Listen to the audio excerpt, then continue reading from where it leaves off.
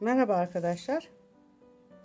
Bugün de size kar tanesi, yılbaşı ağacı süsleri serisinden, kar tanesi serisinden dördüncüyü sizinle birlikte yapacağız.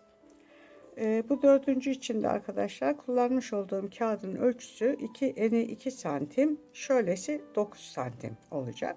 Bunu ben tek kanat olarak yapıyorum. Şimdi kağıtlarımı kestikten sonra arkadaşlar bu bildiğimiz bir çay paketinin şu metalik olan kısmını kullanıyorum.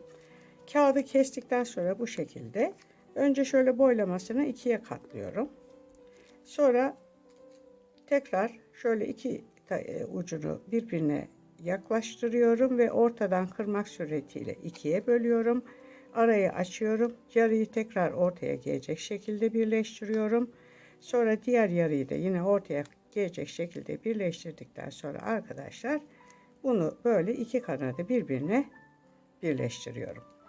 Şimdi bunlara ben bant yapmıyorum arkadaşlar. Çünkü bunlar kendiliğinden laminasyonlu ve sağlam kağıtlar olduğu için tekrar bir şeffaf koli bandına sarmaya gerek duymuyorum.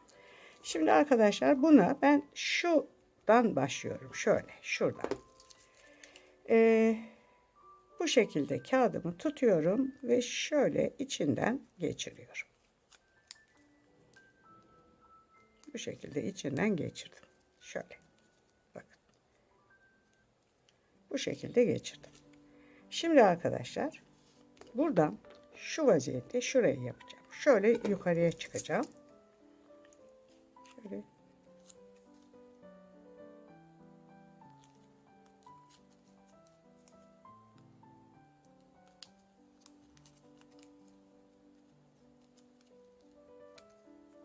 Şimdi ne yapıyorum? Şunu kırıyorum. Bunu kırmak için arasını açıyorum.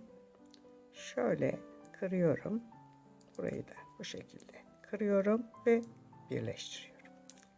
Bakın bu şekilde birleştirdim. Buradan böyle aşağıya doğru iniyorum.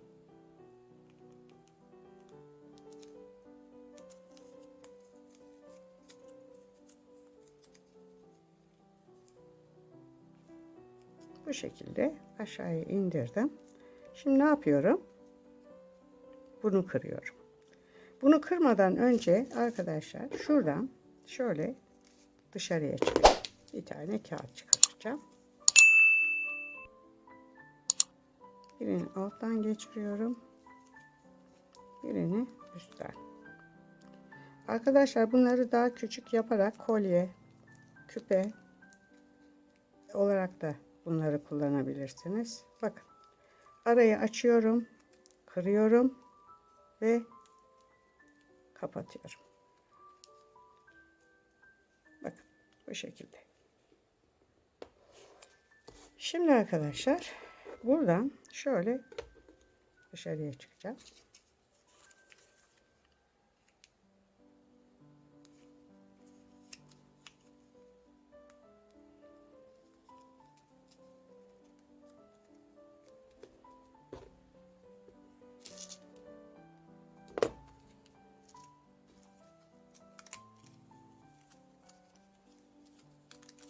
Kağıtlar çok güzel. Bunları tekrar bantlamaya hiç gerek yok.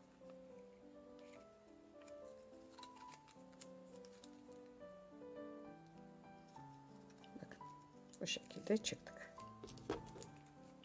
Şurayı yapıyorum. Bakın şöyle. Şimdi buradan böyle.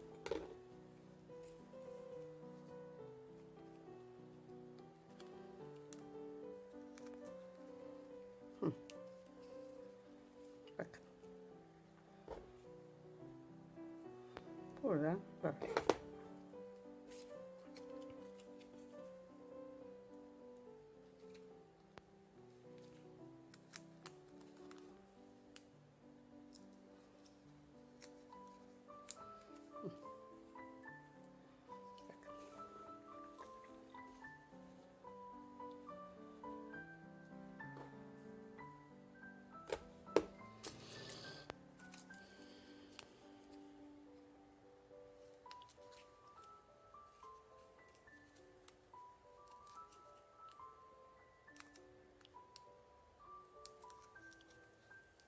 Şöyle çektik.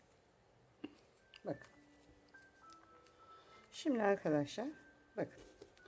Şu köşeye şuradan şöyle geldiğimiz zaman ne yapıyoruz? Şimdi şu ucu kıracağız. Orayı kırmak için ne yapıyoruz? Şöyle arayı açıyorum. Kırıyorum. Ve kapatıyorum. Bakın bu şekilde. Şurayı yaptım. Böyle. Şimdi buradan şöyle aşağıya. Böyle. Bunu da buradan.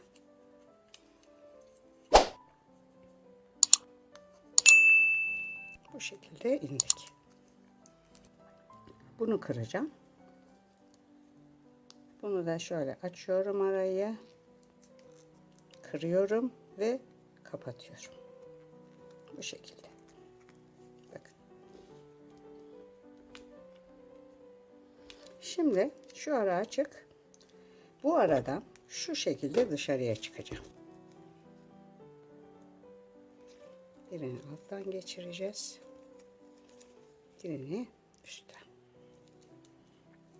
geçirip şöyle çekeceğiz.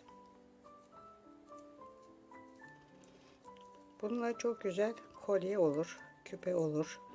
Sadece yılbaşı ağacı süsü değil arkadaşlar. Çocuklarınızın odasına sarkaçlar yapılır. Şimdi buradan şöyle aşağıya.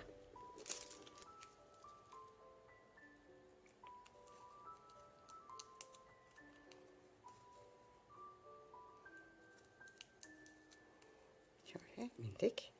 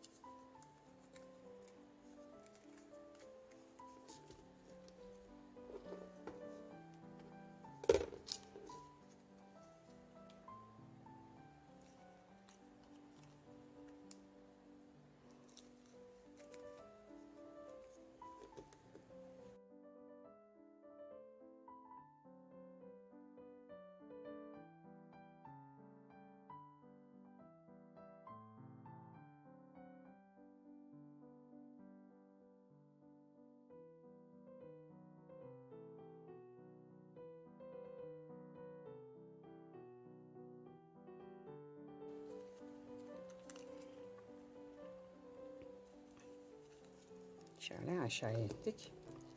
Şimdi arkadaşlar şunu kıracağım. Açıyorum arayı. Kırıyorum ve kapatıyorum. Kapattım. Bakın. Şimdi buradan böyle. Şuradan.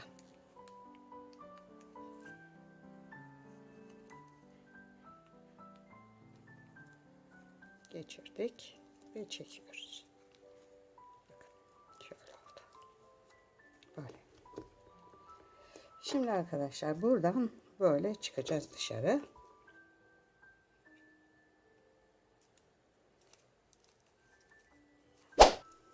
Bunu da burada.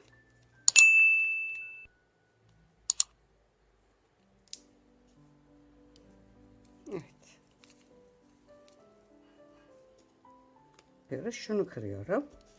Arayı açıyorum. Kırıyorum ve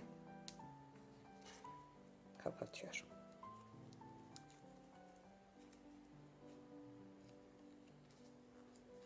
Evet.